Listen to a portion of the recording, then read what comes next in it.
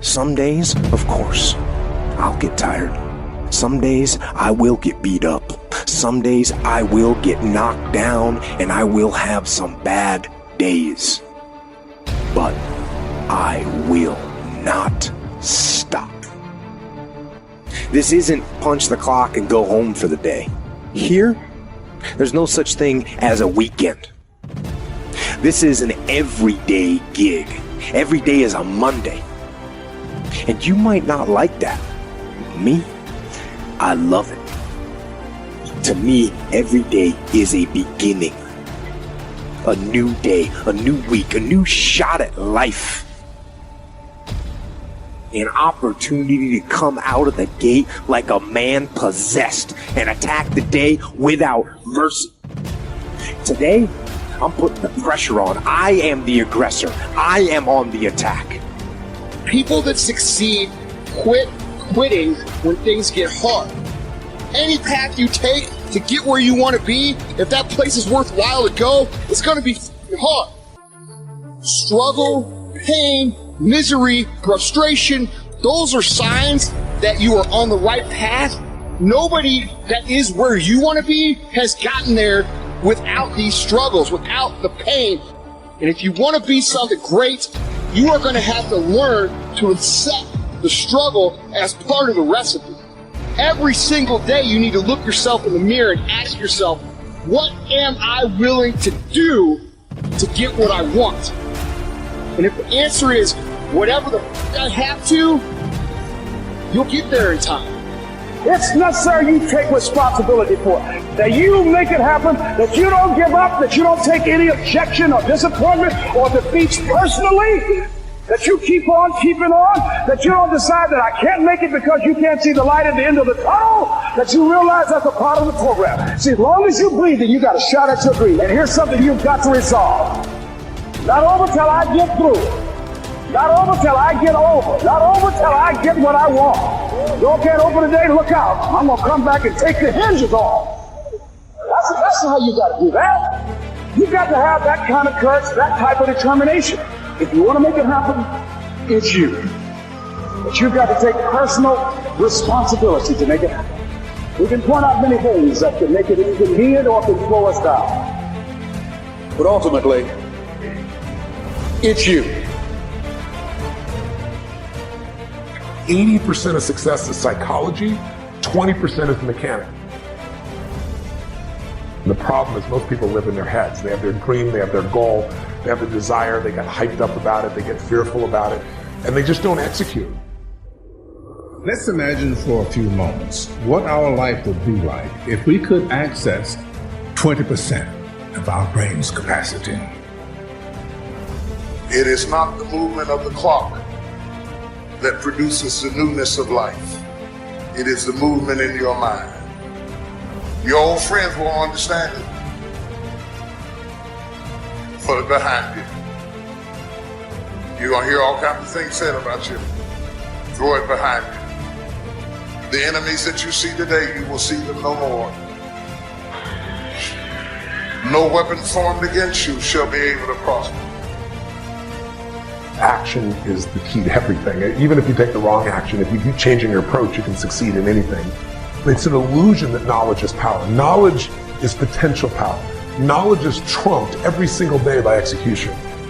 Don't get me wrong, I'm a strategist. The right strategy can save you a decade. But if you don't have the right psychology, you'll learn the strategy, you won't apply it. So psychology is the driving force that creates an extraordinary business and an extraordinary life. Just go follow your dream, man. Go make your life happen. Identify your God-given gift and go and get your life. Quit tripping because you don't have what a group of people told you you need to be successful. If you're not a degree person, you can go to school all you want. If that's not in you, how you gonna get a degree? Quit letting people tell you the route to success when clearly God created you to be different. Just go that route. All my friends got college degrees, all of them.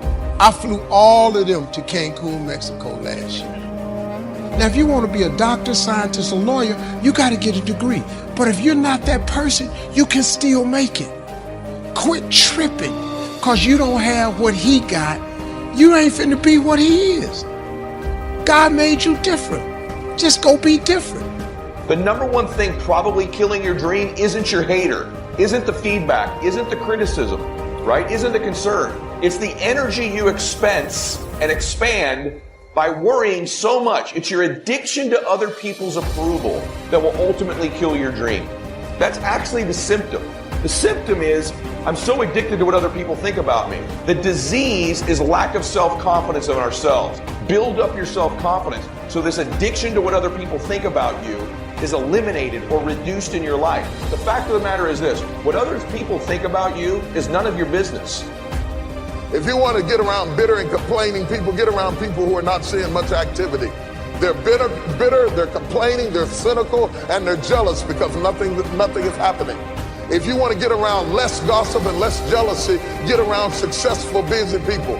Because busy people don't have time to care what's going on in your life. I have no need to investigate what's going on in your life. I have so much going on in my own life that I'm not interested in what I heard that they said that you thought, that if I thought what you said that I didn't mean if you heard it. The only people who have time for that is people who are not doing anything. And they watch your life like it's a soap opera because they're living their life vicariously through you.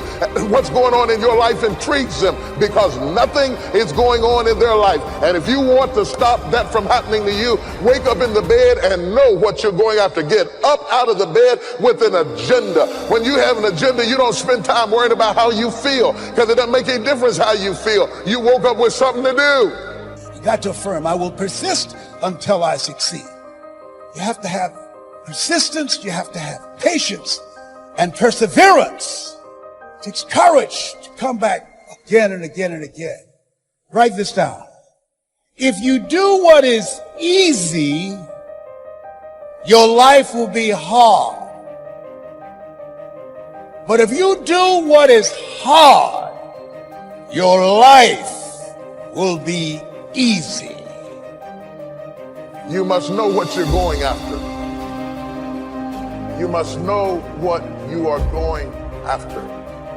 You can't live your life meandering around hoping you hit something, and whatever you hit, you say, that's what I was aiming at. Most people don't succeed at getting what they're going after because they don't take the time to research what they're going after. They ask for things and then see if they want them. You have to have a specific target in mind. But you have to be careful about that because if you ask for something, you might get it. And before you start blabbing what all you want to see God do, you need to be sure that that's what you want to see happen in your life. Know what you're going after. If you really want to be a winner, if you really want to come off as successful, if you really want to be bright, only go after things that are meant for you to have. It will make you look successful.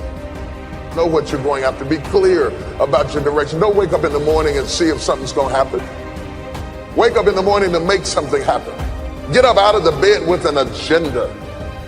But people who get up like that, nothing does happen. And the days turn to weeks. And the weeks turn to months. And the months turn to years. Years of mediocrity is what causes people to be bitter. Regular people don't make money. Regular people make regular money. If God made you exceptional, go be exceptional at whatever it is. That's how you become. People pay for expertise. They pay for exceptional people. They don't pay regular people. If you focus in on being regular, you're going to have a regular life. It's nothing wrong with that. But if you aspire to something more than regular, you got to go be extraordinary. The difference between ordinary people and extraordinary people is one word: extra. If you put extra on top of ordinary, you become extraordinary. You ain't got to be like everybody else. If you do hair, go do everybody's hair. If you cut grass, cut everybody's grass. I'm telling you, man, you can be highly successful without a college degree. I don't have one. I have been working my whole life. And what I didn't understand, by being determined to chase something, by being committed to it, and what commitment is staying true to what you said you were going to do long after the mood that you have set it in has left. You see, people think commitment is saying, yes, I'll do it on the days when it feels good. but I had been committed to everything that I ever started in my life, and I never stopped and I never quit it. And so by being committed to everything that I started, I finished it. It built a certain type of spirit. It built a certain type of mentality. It built a certain type of individual. And so now I couldn't quit even if I wanted to. I couldn't lay in the bed even if I wanted to. I couldn't stop even if I wanted to. I had too much sweat equity in my life and everything that I was doing. I understood the process is more important than the product. It wasn't about the outcome for me. Whether I made it to the NFL or not, that was inconsequential in God's plan for my life. But I was going to fall in love with that process because I understood by falling in love with that process, it was going to turn me into a machine. You can't count the cost. When you want something bad, you can't count the cost. Because if you count the cost and you see how much it costs, you might quit. You might give up. So you got to go in knowing that I don't count the cost. Whenever I face anything that's challenging, whenever anything sucks, I like it. It's going to make me tougher. It's going to give me a good story to tell. It's going to toughen my mind. So when something sucks, good. It's going to make us stronger.